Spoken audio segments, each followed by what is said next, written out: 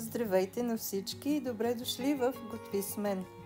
Аз съм Ели и днес съм тук с удоволствие да ви приготвя нещо, което виждате сами. Това са, аз съм ги кръстила мидички, защото на това ми приличат. Това са едни много вкусни сладки, така бих могла да ги нарека, мидички с ябълки и канела. Това ще ви приготвя днес. Това са необходимите продукти, точните количества, както винаги ще намерите в описанието под самото видео. Да започваме. За съжаление не успях да заснема това, което ще ни трябва за плънката. Това е ябълка, малко масло, канела и захар. Това е всичко, което ще ни трябва. Също така ще го видите в описанието под видеото. Сега една по-голяма ябълка. Ще я обелим. Преди това обаче искам да напомня на тези, които не са се абонирали, да се абонират, да кликнат и на камбанката, за да не изпускат моите следващи видеа.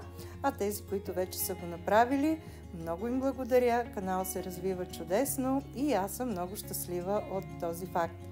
Така, нарязваме си ябълката на малки парченца, ето такива горе-долу, след което я слагаме в съда, в който ще я задушаваме. Аз съм избрала едно малко тиганче, не е нужно кой знае колко голям съд.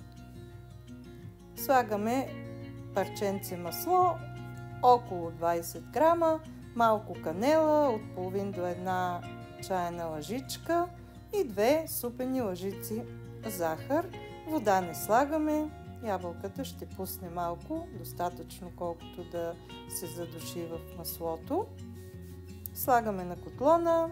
Аз я пускам котлона на 7 степен от 9 и задушаваме около 4-5 минути, не повече. Виждате как има леко водичка в момента, която, ето сега виждате, вече се е изпарила и ябълките, плънката е готова. Сега ще приготвим и тестото, изключително лесно и бързо за приготвяне, нищо сложно, всеки може да го приготви.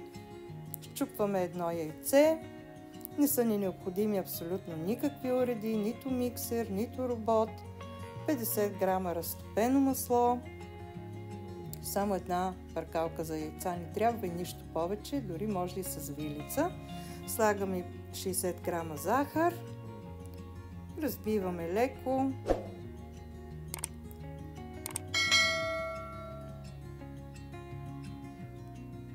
След което прибавяме и 2 супени лъжици прясно мляко.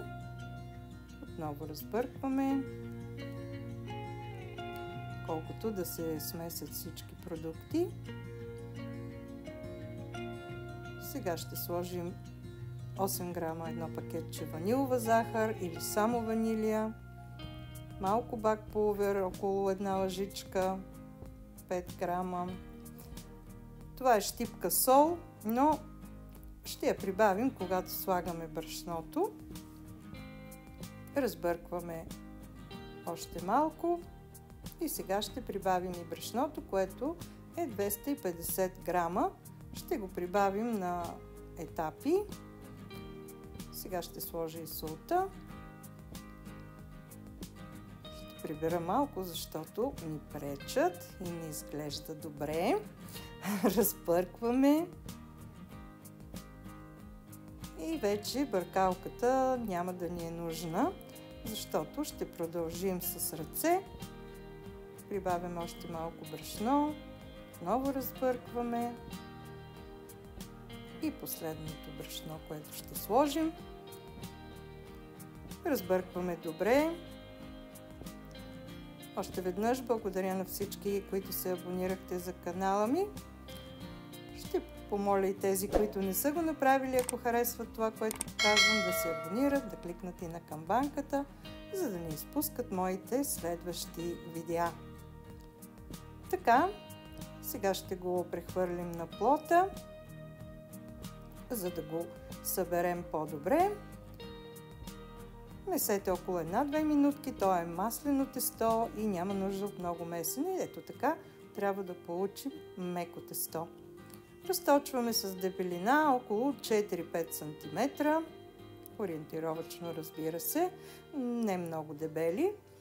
И с една формичка или купичка или чаша, няма значение с какво, изрежете ето такива кръгчета. Дори може да използвате и формичка, която е назъбена отдолу, за да станат краищата по-красиви.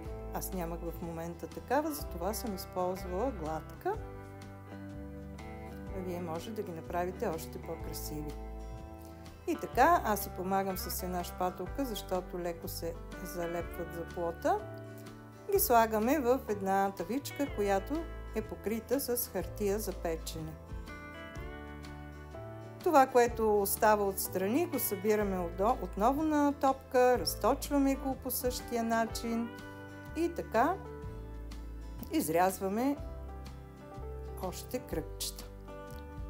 Слагаме вече от плънката, завиваме ето по този начин, притискаме леко и така оформяме всички сладки. Ето вижте, нищо сложно няма. Всеки един от нас без никакво притеснение може да си ги приготви. Отнемат изключително малко време. И сега е време да ги изпечем. Предварително загрята фурна на 180 градуса за 15-20 минутки. Проверявайте, защото знаете, че всяка фурна пече различно.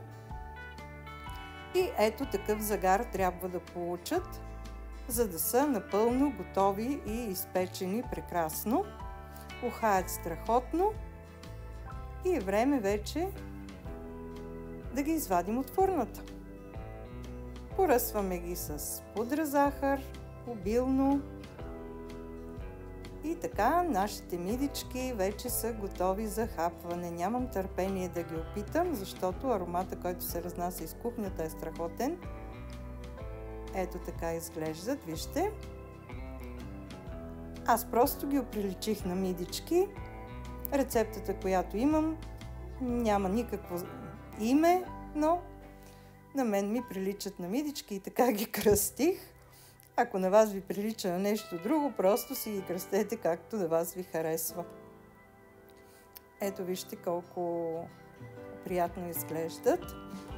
Надявам се, че и вкусът ще е много хубав. Ще ги опитам след малко.